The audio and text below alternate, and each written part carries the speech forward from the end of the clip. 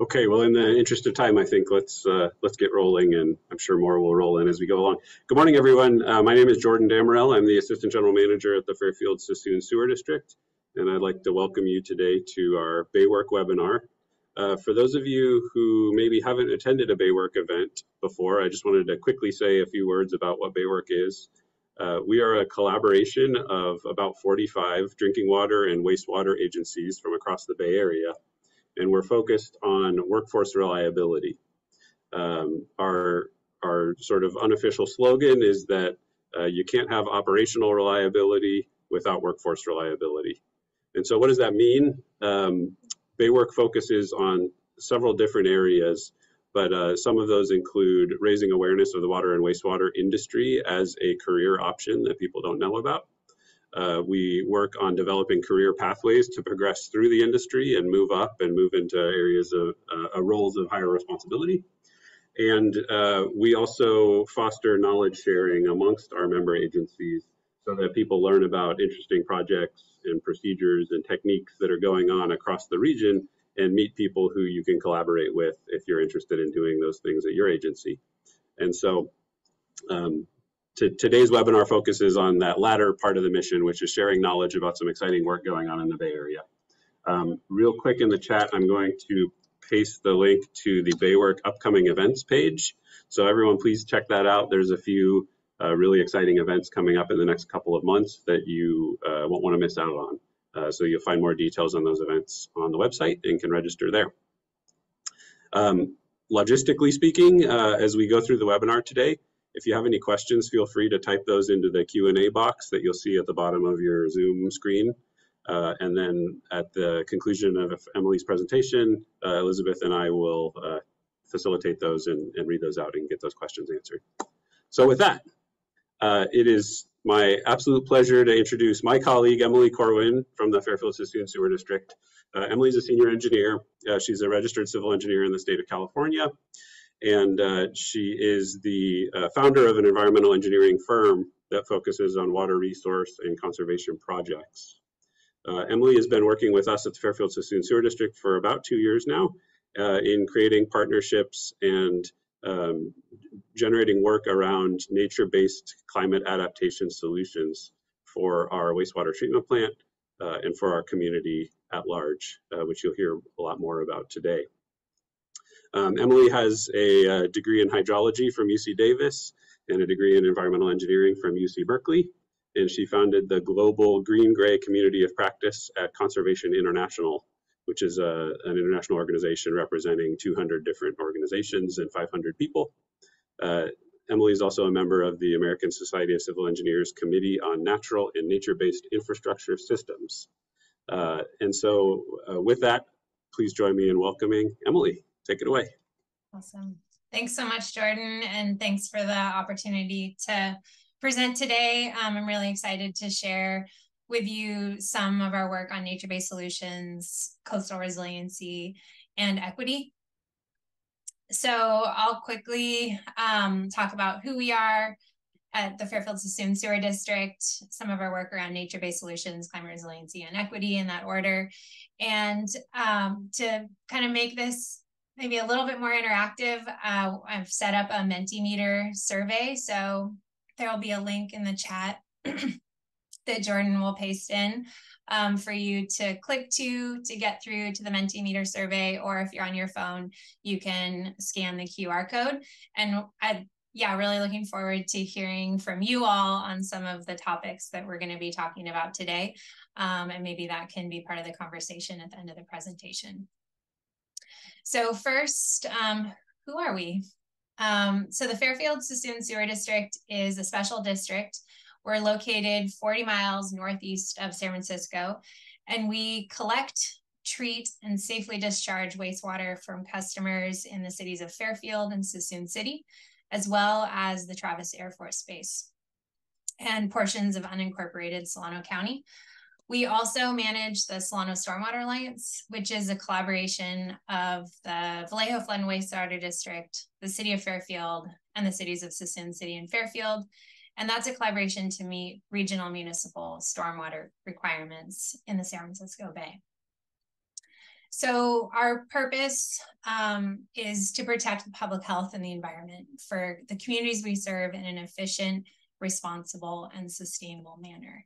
And our vision is to be a recognized leader in our industry, and our mission is to achieve our purpose by excelling both individually and organizationally. And we have 10 different core values that we try and bring into our work. And those are around global thinking, creating positive working relationships, being proactive, acting with honesty and integrity, being creative, having ownership of our work, having fun, being solution-driven, physically prudent, and delivering our work and taking pride in our work with high quality deliverables.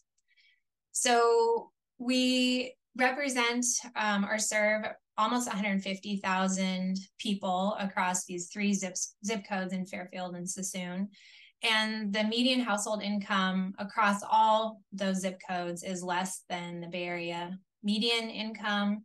And our percentage of disconnected youth, which is measured in the Bay Area Equity Atlas, is 10%, which is the highest within the 9-county Bay Area region.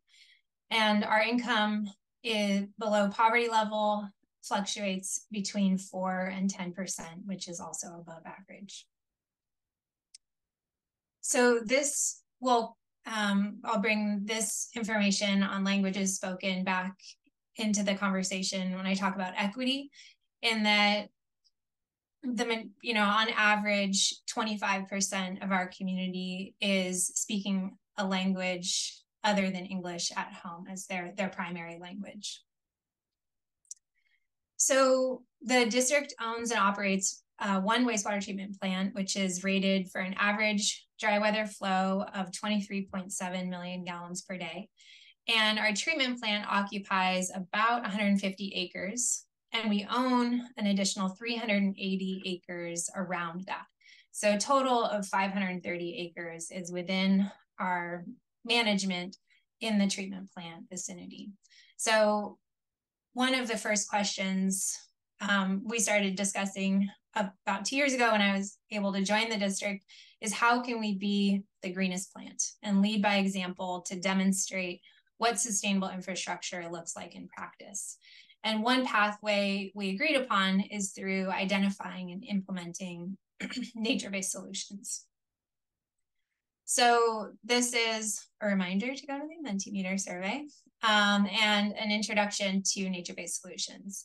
And the definition from IUCN, a global conservation organization, for what these types of solutions are actions to protect, sustainably manage, and restore both natural and modified ecosystems that address societal challenges effectively and adaptively, while simultaneously providing both human well-being and biodiversity benefits.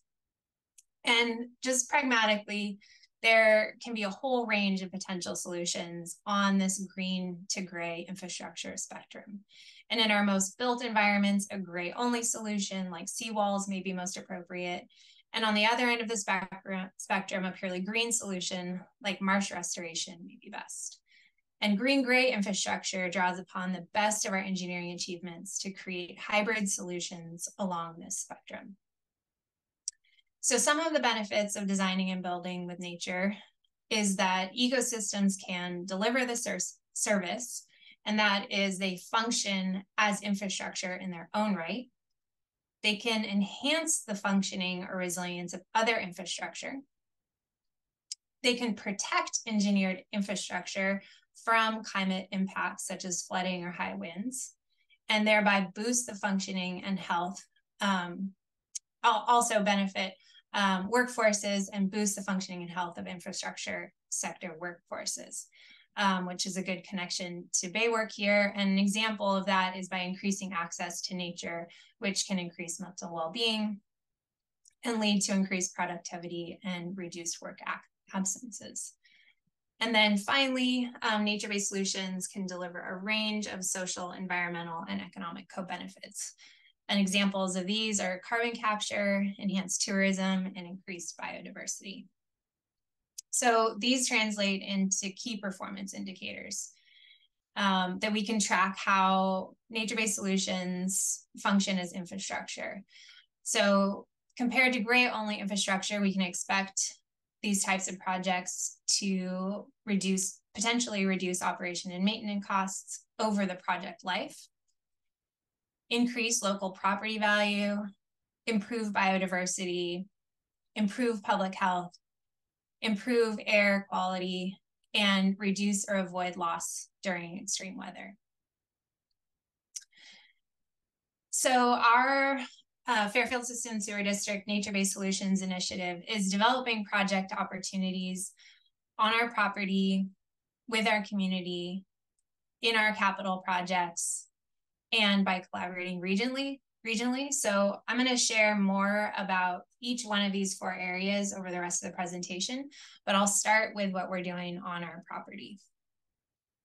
So in 2022, last year, we started collaborating with partners to develop a resilient and green master plan for our wastewater treatment plant property. So this is that 530 acres in and around our treatment plant. And these projects aim to shift people's perception of the wastewater industry from being dirty and dangerous to being clean and safe.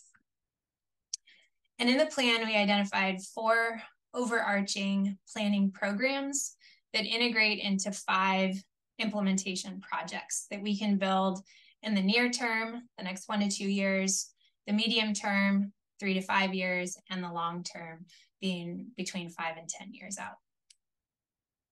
So one project from the plan that we've already started implementing is focused on replacing the irrigated turf around our administration and operations building and replacing it with landscaping that demonstrates uses of recycled water for water efficient and habitat beneficial gardens. And we think this new landscape will create a welcoming and educational space for visitors and staff to learn about recycled water. A second project would convert up to 14 acres of our final effluent holding ponds to a pilot project to test how we could use our treated wastewater to create peat building wetlands that would be optimized for nutrient removal and habitat, but also build elevation and increase our long-term resiliency to sea level rise over the next 20, 50, 100 years without relying on imported fill. So we think this project can also include wildlife viewing opportunities, educational components, and provide valuable recreational opportunities in the underserved area and our underserved area with minimal access to parks.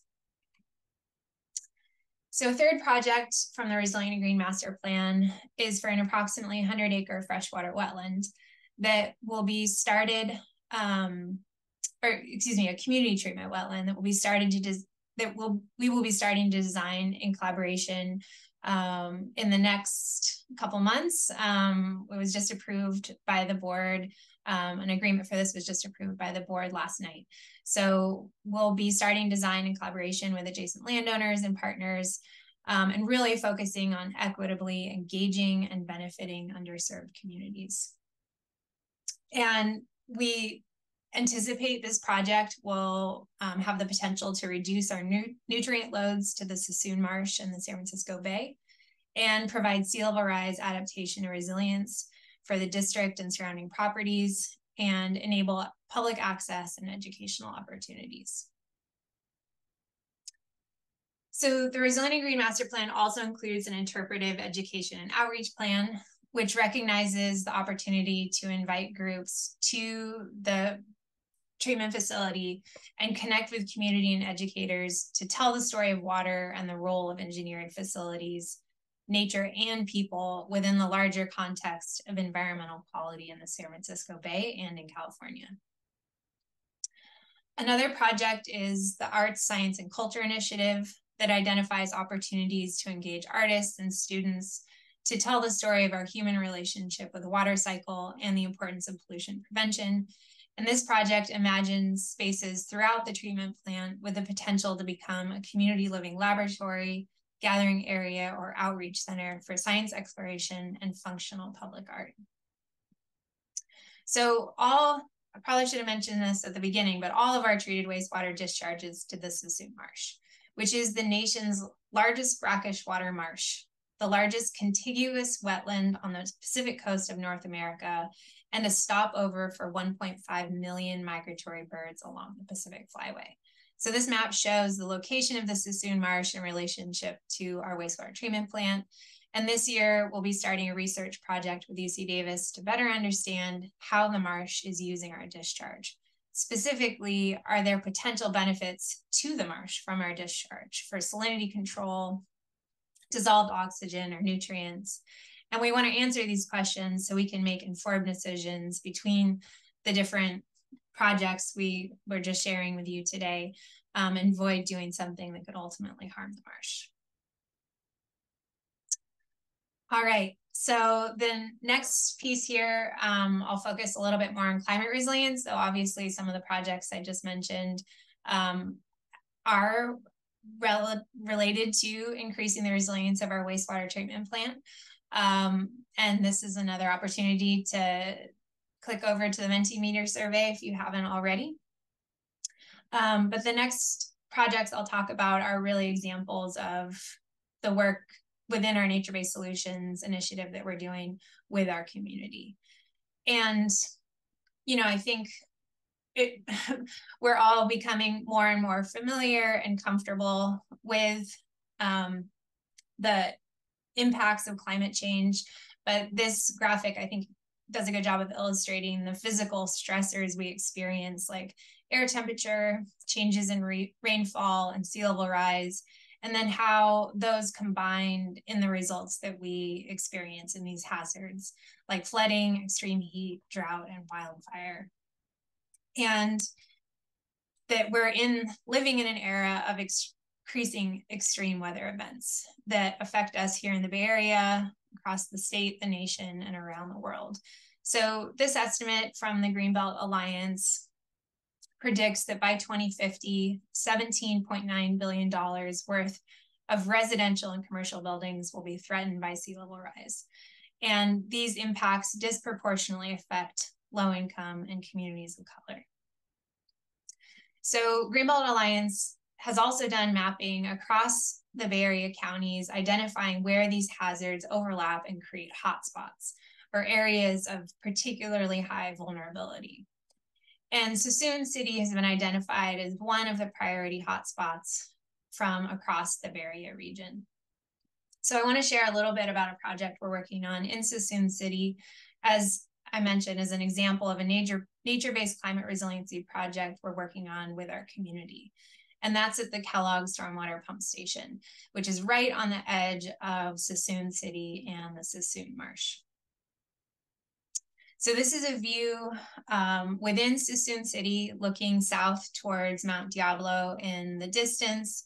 And hopefully you can see my mouse, but we've got City Hall and Main Street here. And the project I'm going to talk about is right at the edge of the Sassoon Marsh and the southern part of Sassoon City. And this area is particularly vulnerable to sea level rise. So this map is data from the Bay Conservation Development Commission, and it's representing the predicted total water elevation or impacts of total water levels of a 12-inch increase, which could be expected by 2030, which is the area or region in light blue, and then 24 inches, which would be the water level in 2030 due to sea level rise, but within an additional 12 inches for king tide. And that's the inundation area in the dark blue. So you can see portions of the city and residential areas quickly become flooded. These red lines and kind of peachish color lines represent where water begins to overtop and kind of spill into the built environment, if you will. So our project here that I'm going to talk about at the Kellogg Stormwater Pump Station is at one of those locations where water is first predicted to flood into Sassoon City. All right, so the golden rectangle here is the project area boundary, which is a city-owned parcel. And this area, here's a view looking west, is a stormwater basin. So it currently collects stormwater runoff from about 90 acres within Suisun City. And then there are pumps at the bottom of the end of the basin that lift the water up and return it to the Suisun Slough. So this area has limited fire access, which was made tragically clear in a 2020 fire that came through this area and had devastating impacts to the Suisun Wildlife Rescue Center, which is adjacent to the project site, and to homes also living next to the basin. You saw the map of predicted sea level rise and kind of vulnerability to flooding in that sense. And just to note that that's not taking into account the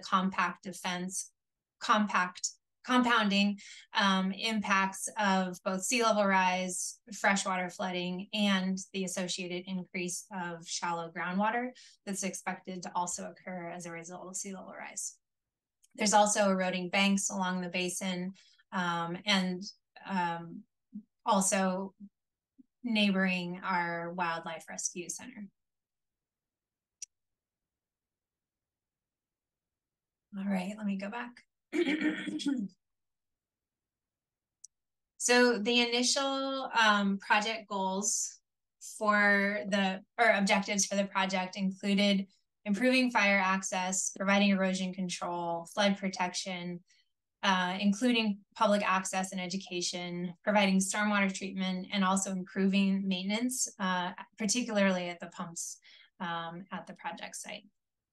And some of the nature-based solutions that we saw as opportunities to integrate into this project included green stormwater infrastructure. So these are really opportunities to integrate small landscapes into our environment to be able to slow, spread, and soak stormwater. And once looking at opportunities to link those in a way along right-of-ways to create green streets, and also saw this as an opportunity to evaluate options for an ecotone levee. So this is where there's a more conventional engineered levee that we're familiar with, but that is integrated into a softer, shallower slope that has an ecosystem designed as a part of it. And this is a photo from Sears Point, which is one of the first ecotone levees, I think, around the world that was built.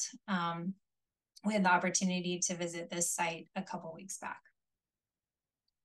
So also looking at opportunities to integrate all of these nature-based solutions together. So looking at green stormwater infrastructure in our built environment, and that transitioning into an ecotone levee and then into the tidal marsh, which in our case is the Suisun Marsh. So one of the things that we did as a part of this project was working and really piloting for us a community co-design process. So we had a number of one-on-one conversations with people in the community. We conducted an online survey and a community meeting, and we really heard and did our best to listen to the community and heard these concerns that the project would increase access by homeless or unsheltered population, which has the potential to increase trash and fire risk and decrease the safety of residents living along the project. That the project would increase noise with the potential to disturb not only adjacent homeowners, but animals being rehabilitated at the wildlife center, and that the project would not be well maintained by the city. So kind of as a result of that input, we're moving forward with a design that, at least at the initial phase, will not have public access.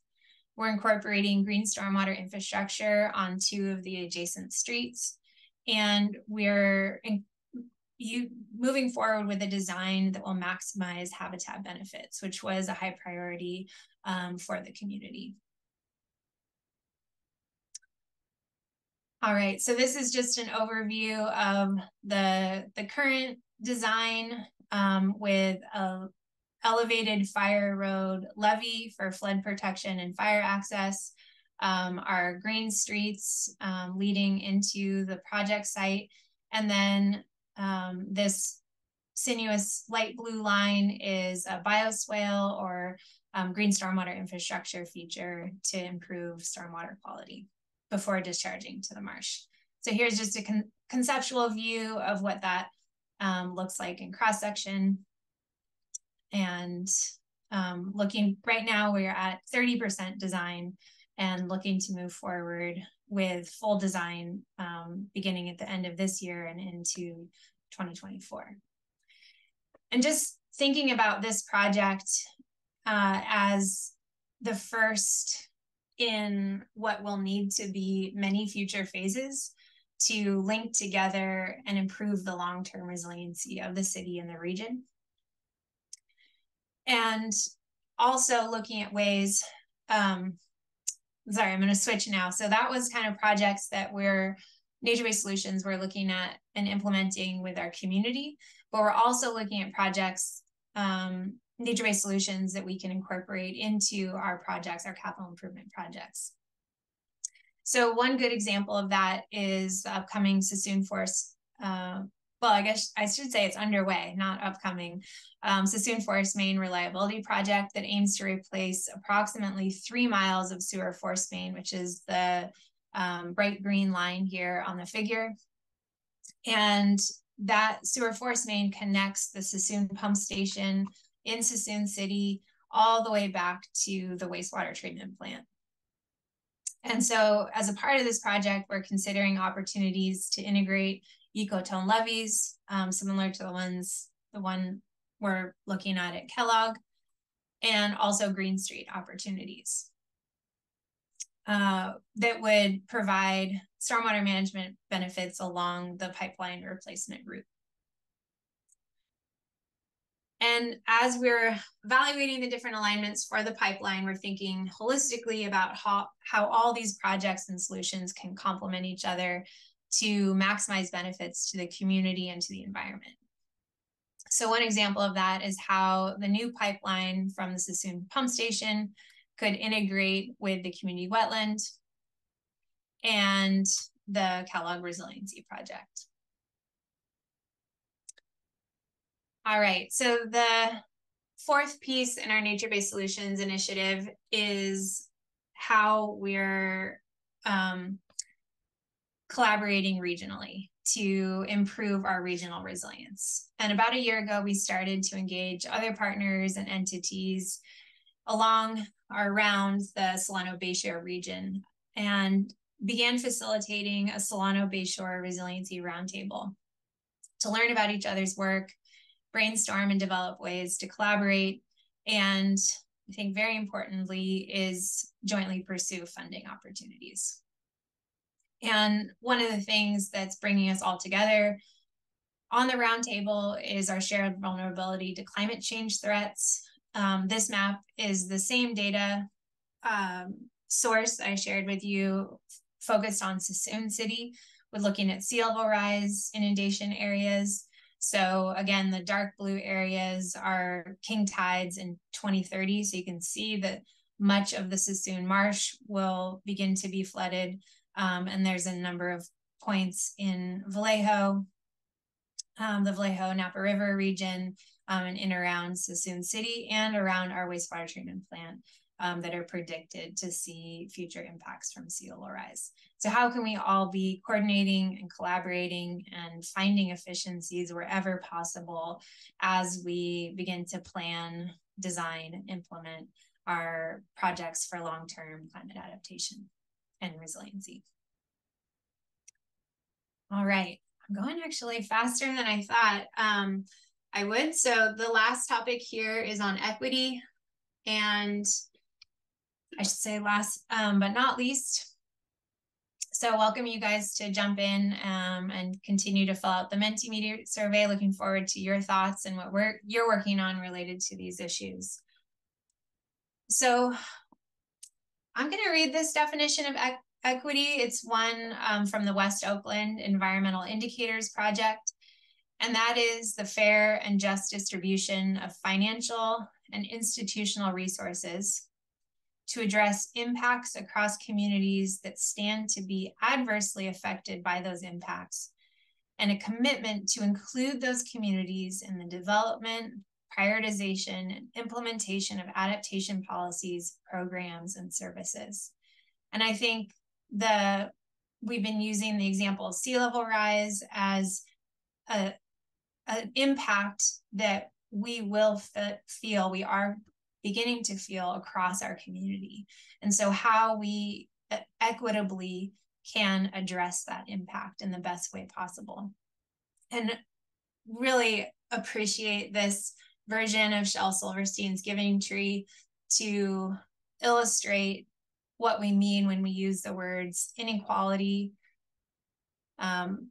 So just the fact that the system is bent to maybe favor some people over others. And if we equally distribute the same tools to everyone, that might not necessarily result in equal opportunity. And so providing the right size tools to our community so that everyone has equal access is an example of equity. But this illustration on the last panel, getting to the point of justice and how the system actually shifts so that everyone with the same tools has the same access. And one thing, as our team has kind of looked at this definition and really looked closely at our programs and our service, is we started to say our tree isn't very bent, and that we think wastewater is the great equalizer. No matter from whom or from where, we will treat it.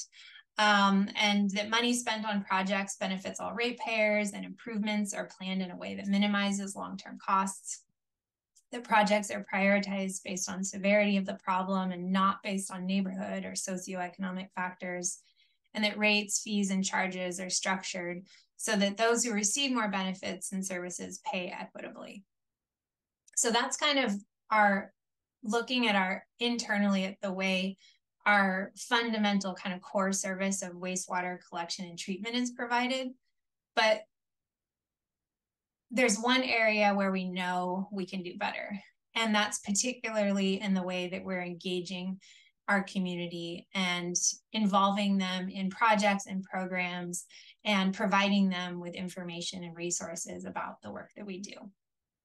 So one way we're working to integrate and articulate our commitment to equity is through our engagement strategy. And this is very much hot off the presses, will be shared with our board in October for their review and input, which is why I'm kind of highlighting in red here that this is still very draft. And so through the plan, we're strategizing to understand and learn how our community likes to receive information. How can we best engage youth, especially that high percentage of disconnected youth that we know that we have, and bring them into the conversation to inform our projects and our programs? How can we create nonpartisan messages that focus on outcomes and our core values? So I want to share our 3 goals that we have within our engagement strategy and kind of the future world we hope to see as the outcome, and particularly how those link to those 10 core values that I shared with you at the beginning of the presentation. So our first goal is to advance the wastewater and stormwater industry. And we think this connects to our core values of thinking globally, being proactive and solution-driven, and being focused on high quality.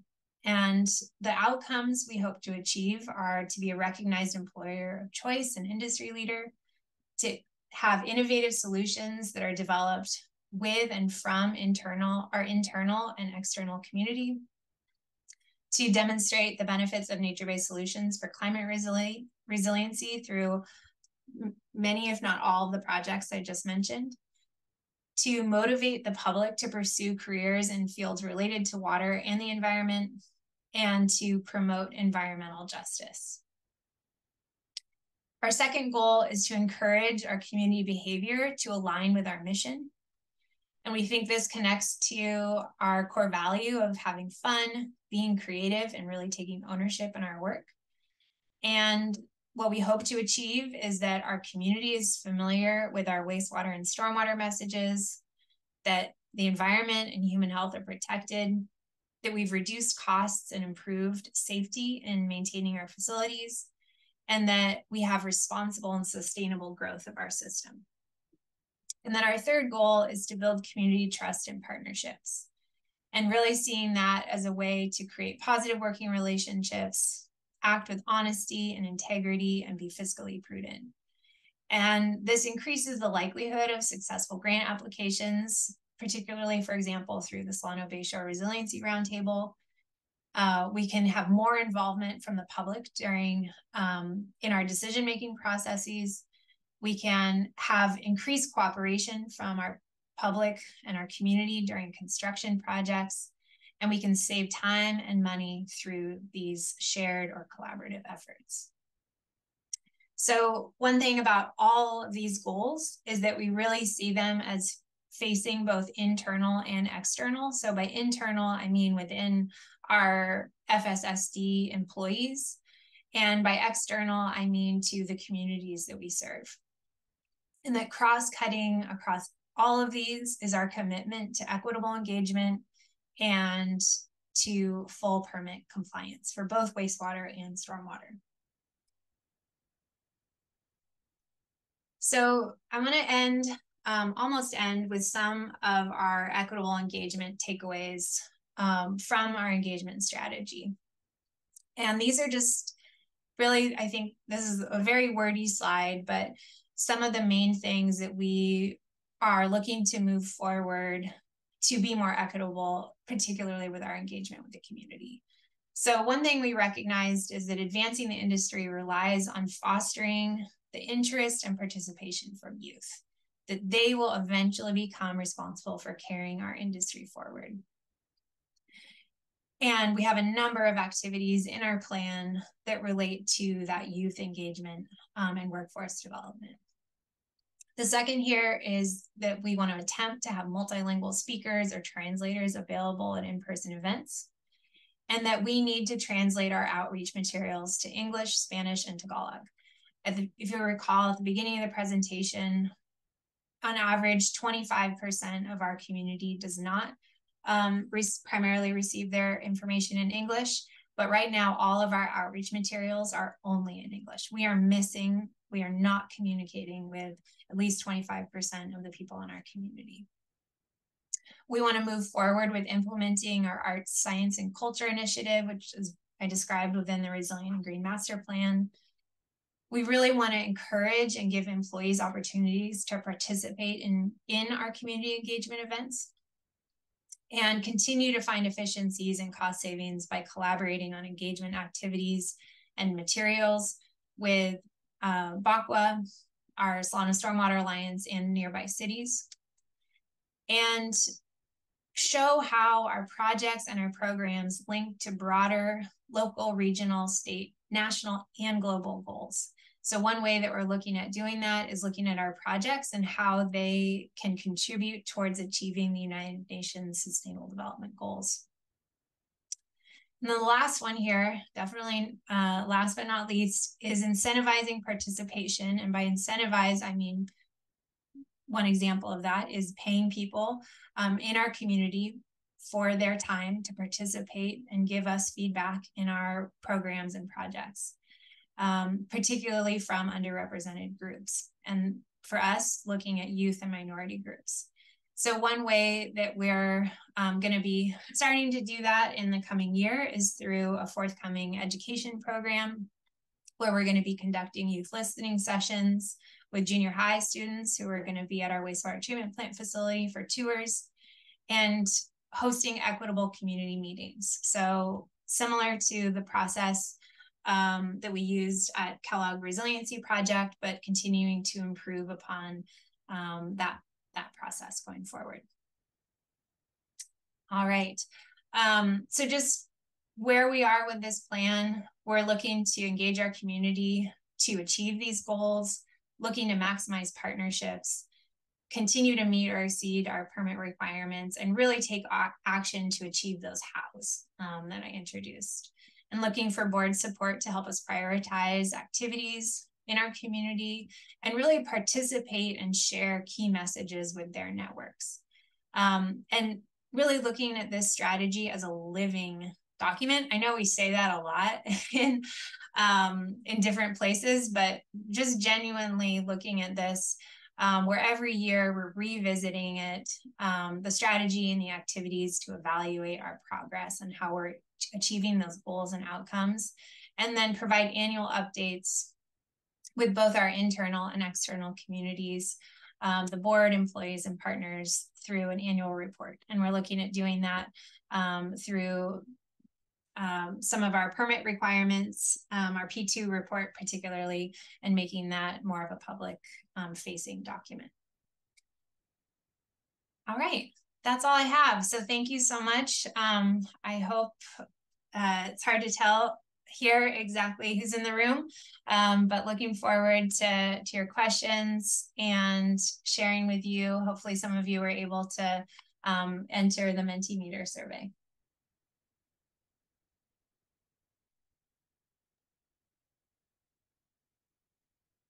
So there were a couple of questions that came up in the chat. Okay. Jordan, did you want to take those? You want me to read them? If I unmuted, I could take them. So yeah, just as a reminder, the Mentimeter link is in the chat a couple times. So feel free to fill that out while we're doing some questions. And then Emily, I think you're planning to kind of recap at the end. Okay. Okay. So maybe just an initial question for you, Emily, is, this all is, obviously I work with Emily and have been involved in a lot of these conversations. And so, this is 2 hard years of work with a kind of a core team at our agency trying to figure out how to implement these. But for people who are attending and listening and hearing things that excite them and that they would want to start looking at their agencies, could you give some kind of tips and guidelines for like, where do you start? Man, that's such a good idea. I'll say, I think we've been really very, very fortunate to have, I'll say, visionary leadership, with you, Jordan, and our general manager, Talian Sordor, and really creating the space to have these conversations. And I know that's not necessarily somebody who, if you're not in leadership, can create that space, but I guess finding allies, people who think similar to you are willing to explore the possibilities for nature-based solutions, climate resiliency, or equity within your organization, and begin to have those conversations and find, if not big ways, but small ways to integrate that in the things we do every day. I really appreciate just kind of the regular check-ins that our team has. And so, maybe you can, once you find those allies, create space or time to check in on different things and look for different opportunities. I think particularly with nature-based solutions, in looking at project alternatives, in my future perfect world, there's always a nature-based solution that is being considered alongside our gray infrastructure alternatives. And I totally get that with, wastewater treatment and collection, those are gray infrastructure, conventional solutions by and large, but where can we be finding opportunities to benefit the community in other ways, or as those projects are happening that are nature-based solutions? So. Great. Thank you. Again, there's a Q&A box at the bottom of your screen, so feel free to add more questions there. Emily, the next question we got is about, you know, you talked about how we're mitigating against sea level rise. Could you give some examples of some of the impacts that we're seeing already around the Bay Area? You know, the things that are the kind of warning signs that we need to do something. Yeah.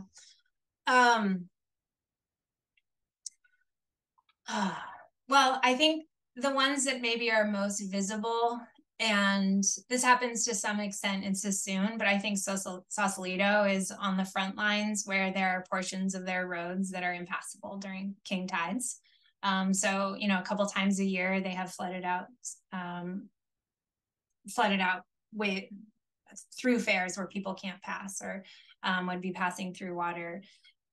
You know, we're gonna see, and I think we already see, as shallow groundwater rises and we have groundwater that's in our, you know, infiltrating into our sewer system, for example, we're having more and more of that inflow and infiltration happening in our lines. And that's only gonna increase. I guess that's a wastewater perspective. Jordan, was the question specific to sea level rise or more climate change in general? I think the question was specific to sea level rise, but I think it merits further conversation if you have other examples of climate change impacts. Well, I mean, what you probably have the precipitation, these like that October storm from 2 years ago, just the precipitation, these extreme precipitation events that we're seeing and the timing of them, both on like interannual basis, but just the peak intensities that we're seeing are going up, and how we're managing that, and both within our, you know, wastewater treatment or with stormwater, and being able to provide capacity is going to be a huge challenge, but we're already seeing the impacts. So, great. Yeah. The next question is about the community co-design process, and specifically, how did you determine who the co-designers were, and how did we outreach to garner interest? Great. I would say the co-designers were anyone who would join us. We tried to invite, you know, an open door of, if you're interested and have an opinion, we want to hear from you.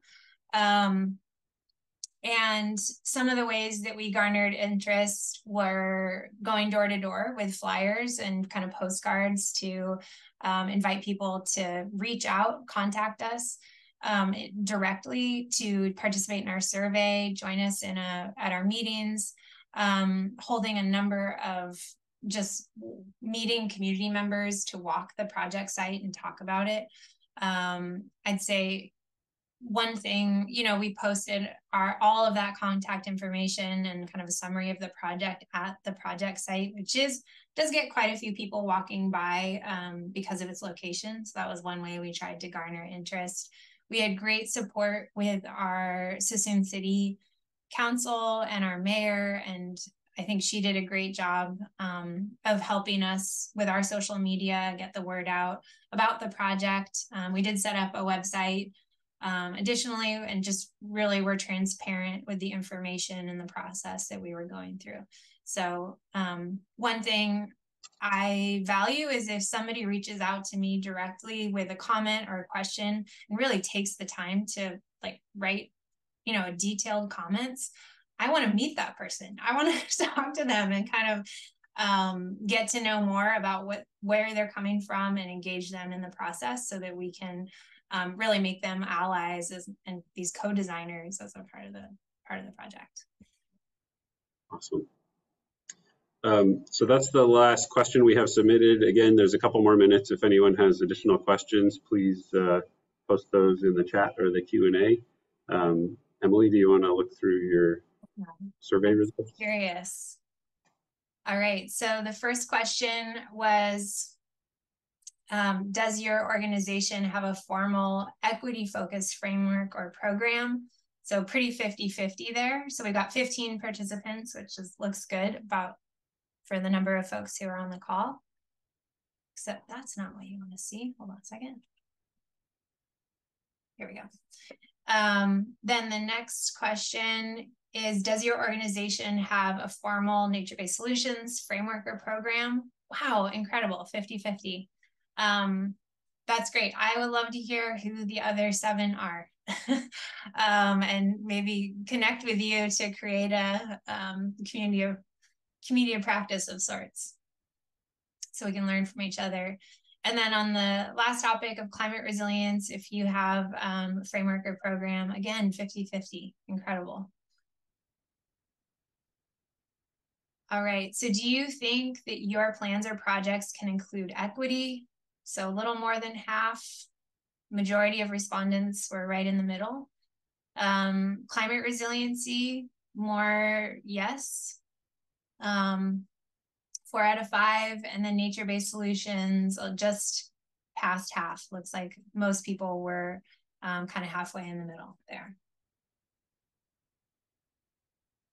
So interesting.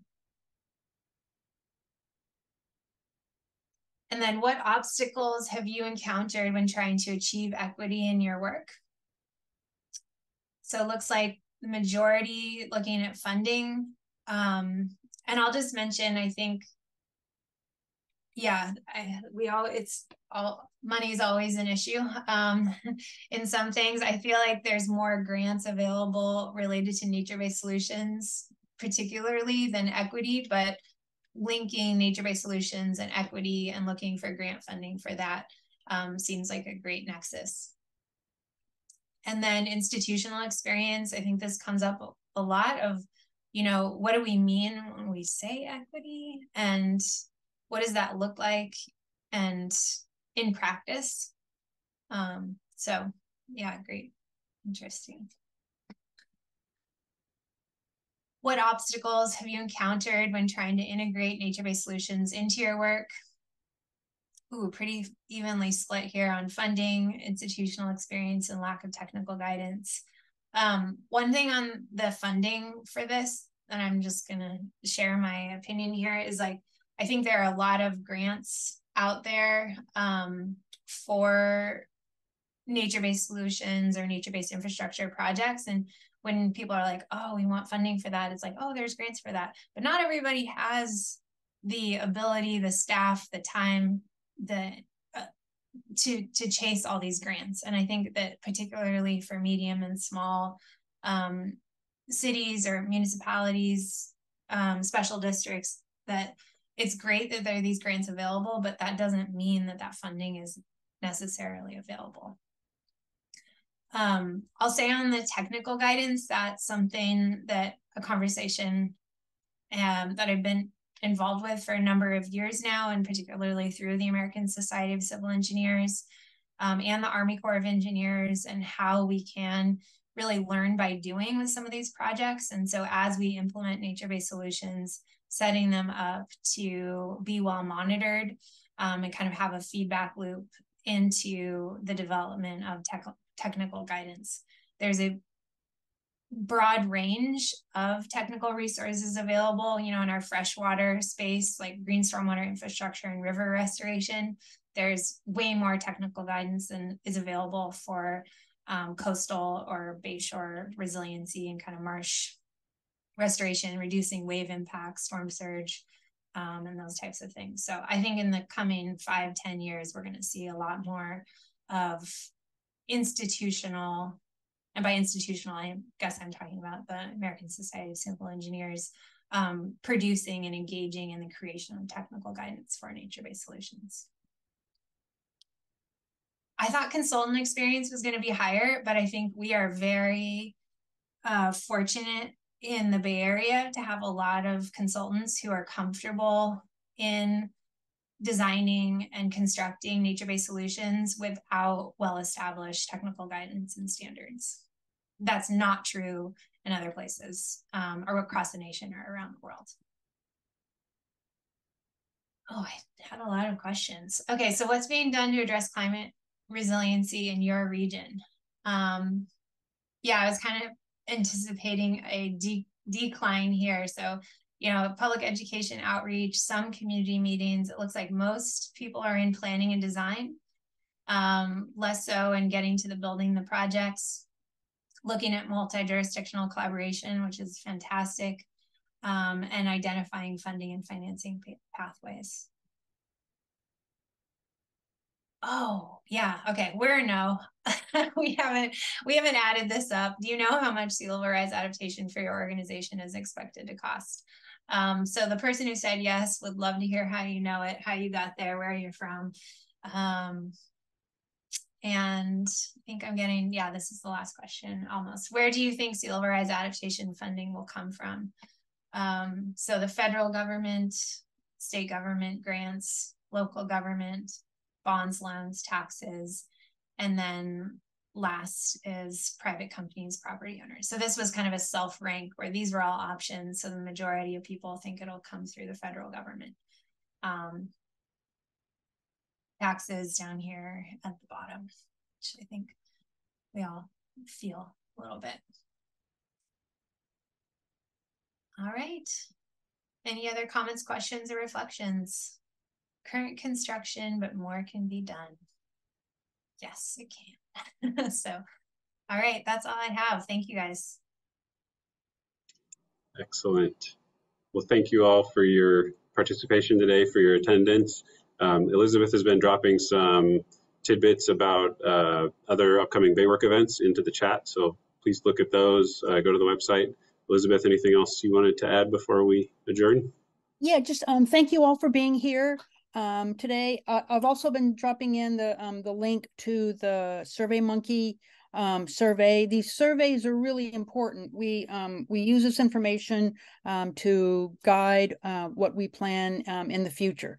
So let us know how this, what your thoughts are and things we can be doing more of or less of. And I would just want to thank Emily and Jordan for your presentation and for helping to lead this webinar. Just so you know that we will be mailing out or be emailing out not only the survey link, but also Emily's presentation and Emily's contact information so that you can follow up if you're interested with more questions. Thank you. Excellent. Great, thank you. Thanks again, Emily, and thanks everyone for attending. We'll see you at the next Baywork event.